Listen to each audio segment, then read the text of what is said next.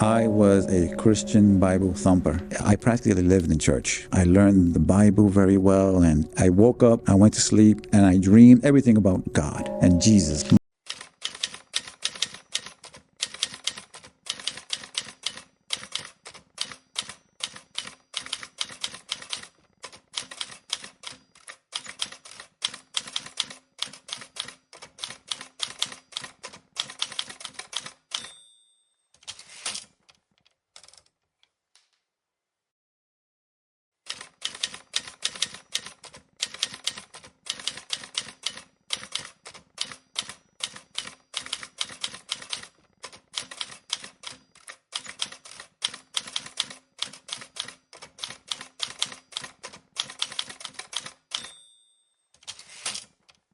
My name is Jacob Marino. I live in Yonkers, but I will have to add I was born and raised in the Bronx. But yeah, I'm a 15-year resident of Yonkers now.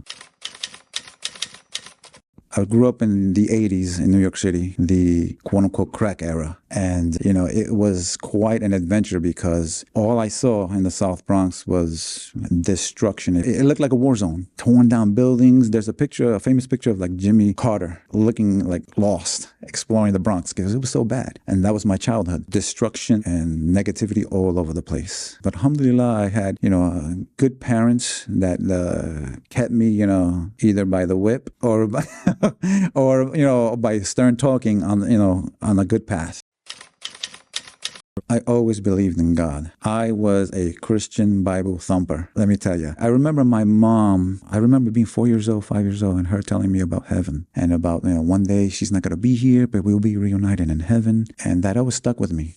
Even as remember, 4 or 5 years old, and I still remember it to this day. And then when I was around 9 or 10, my father really put me into it. Church was everything for us. Every Sunday in church, I practically lived in church. I learned the Bible very well, and I woke up, I went to sleep, and I dreamed everything about God and Jesus. As a Christian, everything was all about my religion. And, so God was always in my mind, in my heart, so much so that, again, growing up in the Bronx, in that era, I was taught not only by my parents, but by my faith, don't lie, don't cheat, don't curse. I stood out from my friends. They used to call me, at 10 years old, you're an old man, because I didn't want to do mischievous things with them. Just, God is watching me, So I was always, cognizant of God. New York City, it's a melting pot, so we have everything. So I was aware that there were people called Muslims, and they wear funny hats, and and they don't eat pork. And they have this prophet named Muhammad. That's all I know. That's the extent. And honestly, I think that's the extent of today of non-Muslims, what they know about Islam. But I was aware of Islam that much in New York City. My brother had a Muslim friend. There were Muslims, in my school, junior high school and high school. So I was aware of them. So, as a Christian, I used to say, that's just a desert religion. That's my train of thought. That's a desert religion. And so as a young man, I went, I graduated from high school. My family is a big military family. So it was inevitable that I was joining. My brother joined, my cousin joined, my father was in the military, my uncle was in the military, everybody's in the military. So I joined the military too. And so when I was stationed in Korea, and subhanAllah, it's amazing that now that I think about this, my roommate was Muslim and he had the Bible open. And I was like, you're a Muslim, why do you have the Bible? And he was like, oh, he started talking to me, all contradictions and this and that. And I used to be, I had the veil over my eyes. I'm a Bible thumper, man. I'm like, nah, this guy doesn't know what he's talking about. He's my roommate, we're in the army. My brother was in the army too. He was stationed in Alaska, the opposite ends of the world, right? But subhanAllah, every week we would call each other. We grew up with each other. We had a big family that, because of some circumstances, we were split up, but him and I always were together. And so one day, one conversation, it was a Friday, I remember, because the weekend's coming up and now, I'm going to get a little 2-day pass so I can leave the base. So we're talking and he said, oh yeah, I have to tell you something. I'm like, yeah, well, what is it? He's like, I'm Muslim. And I can still hear it the way he said it. I'm Muslim. And I'm quiet and I'm like, I'm in disbelief. And then I just start crying and I'm crying. And these are not tears of joy, brother.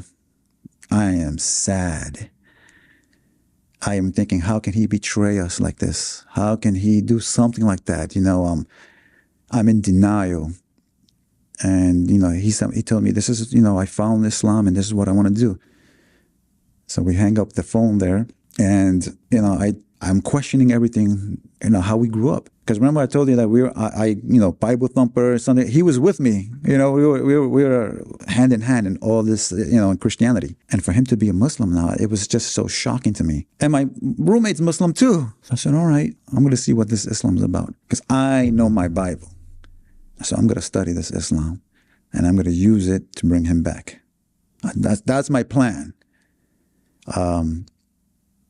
So that starts a little bit of a little adventure for me.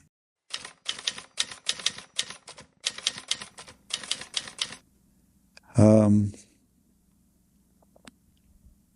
have to preface the answer with this because it's an integral part of my journey, and it goes along with my brother. So in the army, I'm studying Islam to use it against Islam. And in the army, so I go where they tell me to go. So I got orders to go to Iraq. So I'm like, oh man. So before my deployment to Iraq, I'm doing my studyings. I go online and I start downloading a lot of different things about Islam. There's this one specific thing that I saw. I don't know if you remember Napster and stuff like that you can just download anything. Or LimeWire. There were things that you could just download without paying for it. So I put Islam, and there was this one thing that's in Arabic, and it's connected with Islam. So I download it, and then I play it, and it's Arabic. I don't know what it is, but I just burned it on CD. I'm going to take it with me and during my studies. So here I am. I go to Iraq. And so Iraq, I'm there for a year, 365 days. When I first arrived there, I'm thinking I'm only going to be there for maybe 2 months. After 2 months, they told me, no, we're here a year. My heart went from here to the ground. I told myself, I'm not going to survive. It was hard enough, brother, to make it to those 2 months. Because every day I'm thinking, when I wake up, today is going to be my day. It's my last day on earth. And to feel that stress, and, it was overwhelming. So at the end of the day of whatever I'm doing, any mission I'm at, I come back to base, go back to my little tent. I am so numb because I'm too stressed out. So I get my CD player out, put my headphones on, and I start listening to that Arabic thing that I downloaded. And it's calming me down. All right. It's calming me down. And, and for the moment from when I press play, and it's maybe like a 5-minute thing, I'm lost. I'm not in Iraq. I'm not on in that tent. I'm in total safety, and I'm good. And so it's like a refresher for me. I'm good. And so I do that every day. Whenever I'm feeling really, really stressed out, and every day, I'm telling you, today, every day is my last day. I am going to die. And when I realize at the end of the day I'm still alive, even now I'm shaking a little bit. I just play that little thing, and it's like a reset for me. So fast forward, I got my orders that I'm going home. SubhanAllah, I made it. I made my whole tour without a scratch. I come home, and I don't come home the same man that I went over there. Came home bitter, angry. I came home a different man. I lost family members because I pushed them away. I just didn't want to do. I didn't want to do with anyone. I wanted to be by myself. Isn't what I know now is post-traumatic stress. And so, I'm a loner. My friends who used to call me the priest, because again, I never cursed, anything like that. I came back like a drunken sailor, so to speak. I was a 180. And I'm like, you know what? I don't want to study anything. My little thing that I wanted to do with Islam with my brother. I was like, I gave up everything. But those stressful moments were still there. And so I would every now and then get that CD out. I go into my car, and I just, close my eyes and I listen to it. And that would, again, that's my reset. That calms me down. So eventually, you know what? I put that CD away. I'm living my life. 20 years after I came back from Iraq, brother, 20 years later, this is about COVID era. I forgot to mention, during my little studies, I met a Yemeni brother in one of the bodegas in New York City. He gave me a Quran. And from the day he gave me the Quran, I've been through all over the world. When you travel, you lose things here and there, but I always had that Quran with me. Always. So 20 years after I came back from Iraq, I'm in my house. I looked at that Quran, a lot of dust on it. I took it out. There's dust everywhere. I'm coughing. I said, I'm going to read this. I'm going to read it. And so I read it, Surah Al Fateha, all the way to chapter 114. And so when I finished the Quran, this was maybe like 2 or 3 days before Christmas. I got in my car, my wife, I dropped her off at work. She works in Manhattan. There's a masjid in Manhattan. There's a big masjid. I told myself, if there's a parking spot, because in New York City, there's no parking anywhere. I said, if there's a parking spot near that masjid, then I'm going to park and I go in. If not, I'm going home. As soon as I get there, subhanAllah, a parking spot right across the street. I said, all right, yeah. I said, all right, God, do you want me to park? I'm going to park.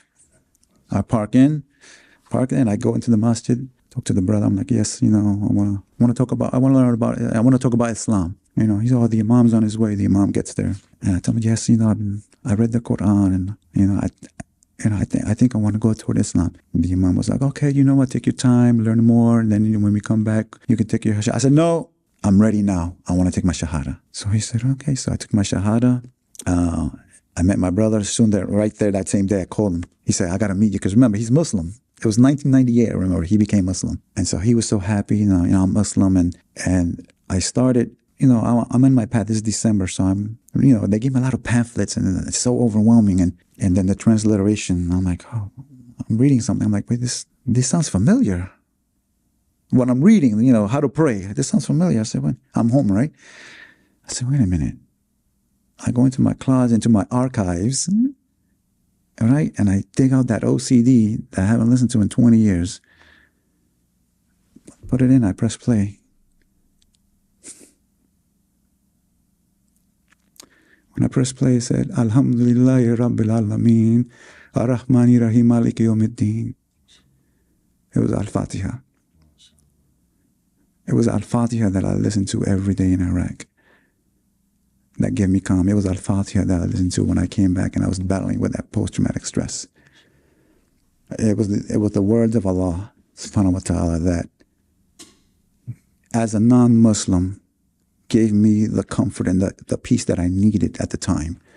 Thinking that today I'm going to die, and Allah said, you know what, listen to this.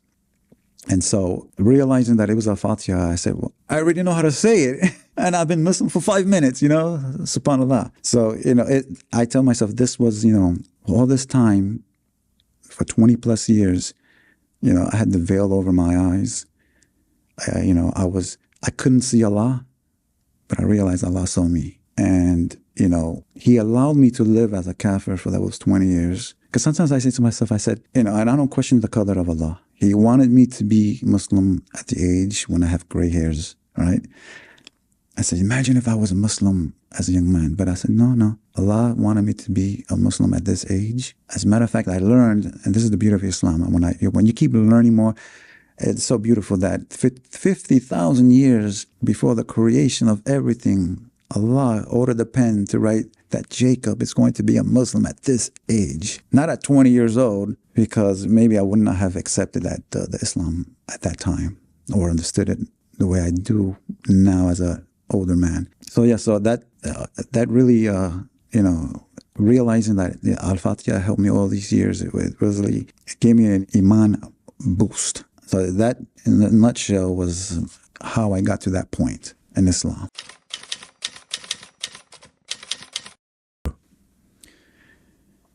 I remember I was so nervous, thinking about my family, because except for my brother, everybody, they were Christian, all of them. And before my shahada, the conversation with the imam, he's like, is anybody forcing you to do? I'm like, no, this is what I want to do. And I told him, I know that I'm going to hit brick walls. I know that I'm going to have problems. I know that I'm going to hit a lot of bumps in this road from within my home and outside. But I can't deny the truth anymore. I can't, because, I don't want to walk on this earth blind like I have been, knowing the truth now.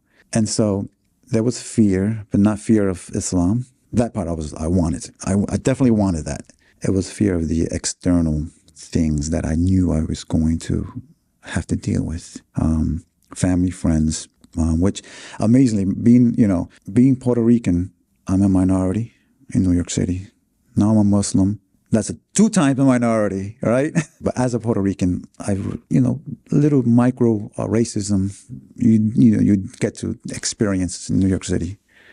But again, New York City is so multicultural and melting pot. There's Puerto Ricans everywhere, Dominicans everywhere, Arabs everywhere. So people are used to something, they really ignore it. But as a Muslim, sometimes I wear my kufi.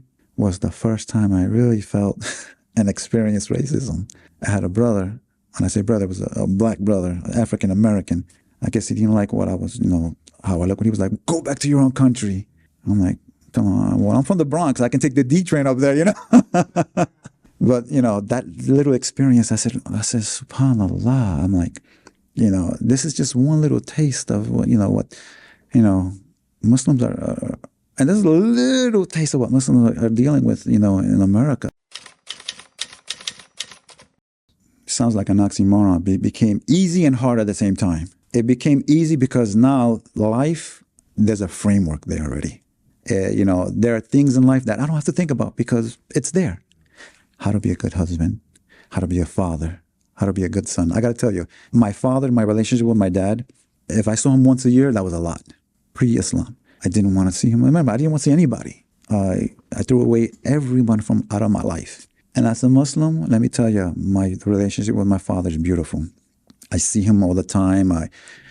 I will have, the best way to say it is I'm fulfilling the role as a son according to the Quran and the Sunnah. And by doing that, and I do it without thinking because this is what we're commanded to do. And it's so easy to do. And you know what? The byproduct of that is happiness. Because now I got my dad and I'm happy and, I'm flourishing, with my son now. And now my father, he knows his grandson. So that's the easy part. The hard part is, being the only Muslim in my immediate family feels like I'm on a desert island. I love my wife. I love my son.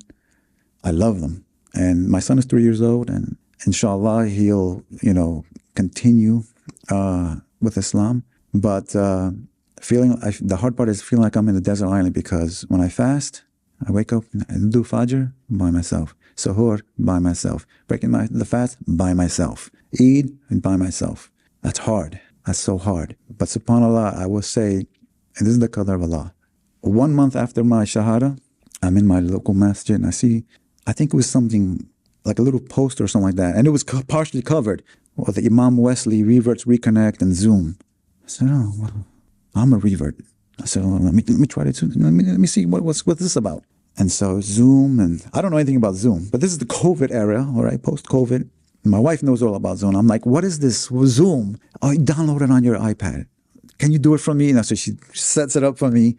And so the little phone number or whatever, at the time and place, I logged on. When I logged on, I see this Imam Wesley there and Brother Abdul Rashid, just us three. And, I tell them who I am. Let me tell you, that was 3 years ago. I've been Muslim, alhamdulillah, 3 years. From those there's 3 brothers there. From those 3 brothers, if you go today to Reverts Reconnect Zoom classes, sometimes there are hundreds of people on it. And that's such a blessing from Allah that little desert island feeling that I get sometimes, is taken away by just logging on or by just calling. Knowing that though physically some of the brothers are far away from me, we have a WhatsApp group. We just, say, listen, brothers, I'm feeling this, or what does this mean? And then 2 in the morning, 3 in the morning, somebody's up. You get a response right there. And so I get that connection there. So that's like, the medicine for the loneliness as a Muslim there. Nevertheless, I'm still right there by myself, I try to go to the masjid, especially during Ramadan, to break my fast, but because of circumstances, I do it by myself. And alhamdulillah, my wife, there were days she fasted with me, and she makes sure she makes some halal food for me. So that's great. So it's gotten a lot better. 3 years as a Muslim, and inshallah, when I'm 30 years as a Muslim, inshallah, things will be a lot brighter than what it is now. I try to convey this to new brothers, to learn as much as you can, because when you think you know something and you really don't know, that's going to be a heavy burden on your shoulders. So the prayers, I'm like, okay, 5 times a day. How am I going to, what if I'm here and what am I supposed to do? And, what if I'm nowhere near, I was so stressed out. What to do? So there's this Instagram page It's called Places You Pray. And they showcase people praying everywhere and anywhere. Brother, when I saw that, just the first picture that they posted gave me such an inspiration to like pray anywhere. From that point on, I said, you know what? Wherever I am, I'm going to pray. And then when I learned that, the window of prayer I love soccer. So I'm in Yankee Stadium watching my soccer team. When I get the notification it's time for Salah, I tell my wife, I'll be right back, and I'm praying in Yankee Stadium. I don't care who's looking at me. The subway, the Yankee Stadium, like I said, the library, anywhere I am, when it's time to pray, I'm going to do it. And so that fear that I once had, the biggest part of the problem, it vanquished. Allah has alleviated that for me. So again, the biggest fear became fun, I should say. A lot of them are confused.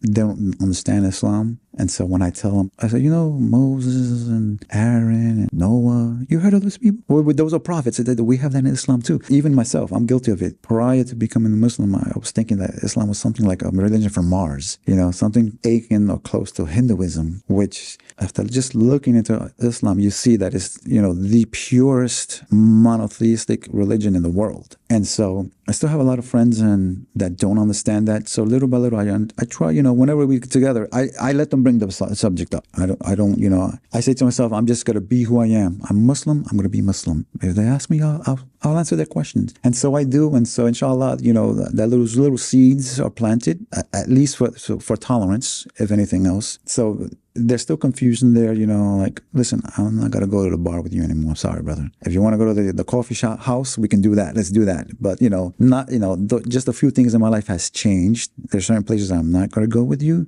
but there are great substitutes that we can do. Family members, there's a lot of denial there on their part. A lot of denial, like, no, it's a phase. It's a phase. So, but then I said, my brother's been Muslim more than 20-something years, and, I've been Muslim 3 years so far. And so, if it's a phase, let it be a phase until, I'm in the grave. Yeah. So that's still a little bit of a minor bumpy road with the friends and family. But inshallah, things will be, we need some construction guys to smooth out that road,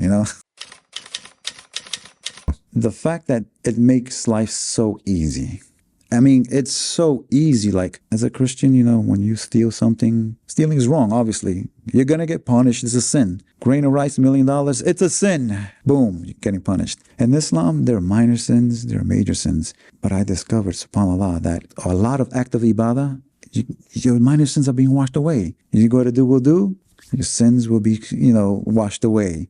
Do 2 rakah, the sins will be washed away. Smile at somebody, that's charity. Your sins will be wiped away. And so I say this is a win-win situation. There's no way, if you understand that, the path becomes even clearer to me, So as long as you actively understand, try to stay away from these sins. Just because it's easy to cleanse the minor sins doesn't mean, do it. But it just means, follow a bad deed with a good deed. At least I know that, my plan of action, it exists there. So, again, like I said before, the framework of life is there too.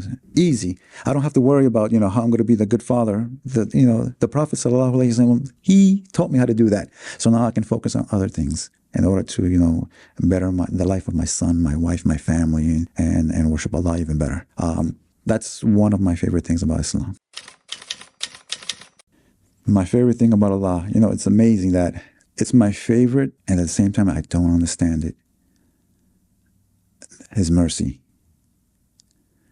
Because everywhere in the Quran, most merciful. And then the Prophet ﷺ taught us that, there's a woman with her little child, and there's a fire there, and she wants to protect her son from that fire. All right? Allah has more mercy toward us than the mother to her child. And I'm trying to wrap my head around that, because that mercy is so beautiful. I can understand the mercy of a mother. Something more than that is like, the only way I'll understand it is, inshallah, when I'm entering the gates of Jannah. Inshallah, I'll understand it. But just the journey to try to understand it is, I love that about Allah. And His mercy is just like again, the descriptions of the mercy, it is more than the universe. It's so great. For non-Muslims, tolerance. tolerance because, we have the benefit living in America, especially in the New York metro area, of knowing people of different faiths and different religions and different ethnicities and different races. So the more you learn about somebody, the more tolerant you can be with them. And what comes with tolerance? Peace and happiness. And it reduces hatred and it reduces ignorance. Because I was a victim of ignorance when it came to Islam. Let me tell you, ignorance was off the charts. But even as a non-Muslim, learning about Islam, I remember thinking, man, this is beautiful, This is nothing like, what they're saying on TV. Nothing at all like the movies portray. So tolerance it's a good byproduct of learning Islam at the lowest level. More than that, if you want peace in your life, let me tell you, I spent 26 months in the military on foreign ground. That does something to you coming home. And the peace that I get from Islam really helps. And I got to tell you, if it helps me, it can help you when you can't get your coffee in the morning,